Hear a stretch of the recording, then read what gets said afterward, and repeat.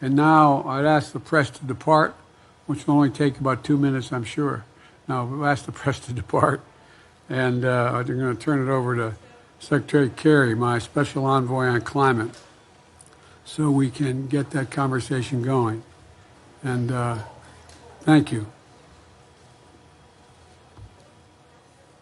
At this time, we please ask the press to quietly depart.